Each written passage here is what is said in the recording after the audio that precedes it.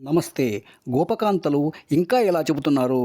కలకంఠి మావాడగరితల మెల్ల నీ పట్టి రాగలడని పాలు పెరుగు ఇళ్ళ లోపల నిడి ఏ మెల్ల తన ద్రోవ చూచుచో ఎప్పుడు సొచ్చినాడో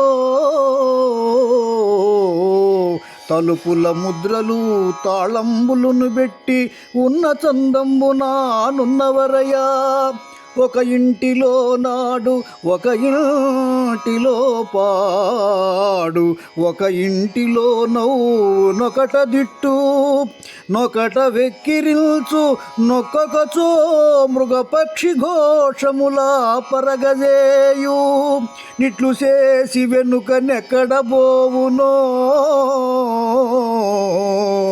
కానరాడు రిత్త కడవలుండు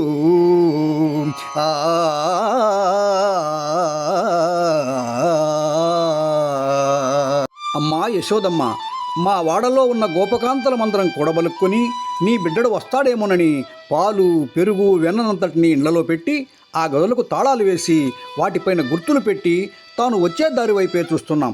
ఎలా వచ్చాడో తెలియదు కానీ వేసిన తాళాలు వేసినట్లే ఉన్నాయి. కానీ నీ కొడుకు ఒక ఇంటిలో ఆడుతూ మరొక ఇంటిలో పాడుతూ ఇంకొక చోట నవ్వుతూ మరొక చోట తిడుతూ వెక్కిరిస్తూ ఇంకొక చోట జంతువుల్లా పక్షుల్లా ధ్వనులు చేస్తూ ఎలా వెళ్ళిపోయాడో తెలియదు, కనబడలేదు. తీరా మేము లోపలికి వెళ్ళి చూస్తే మా ఇళ్లలో పాలు పెరుగు లేని ఖాళీ కుండలే ఉన్నాయి. కడులచ్చి కలిగనేని కుడుతురు కట్టుదురుగాక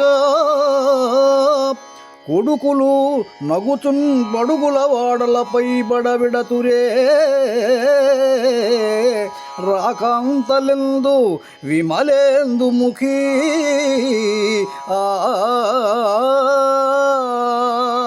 అమ్మా యశోదమ్మ, మీకు సంపదలుంటే బాగా తినవచ్చు, ఖరీదైన వస్త్రాలు కట్టుకోవచ్చు, కానీ ఎక్కడైనా తమ బిడ్డలను పేదవారి ఇళ్ల మీదకు బాధించడానికి విడిచిపెడతారటమ్మా. ఓయమ్మ నీ కుమారుడు మా ఇండ్లను పాలు పెరుగు మన నీడమ్మా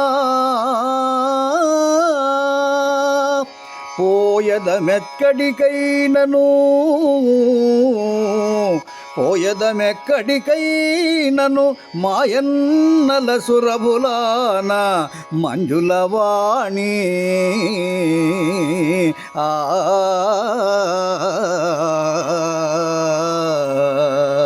యశోదమ్మ, నీ బిడ్డ మా ఇళ్లలో పాలు పెరుగు ఉండనీయడమ్మా, మా ఆవుల సాక్షిగా మేము ఎక్కడికైనా వెళ్ళిపోతాము అన్నారు.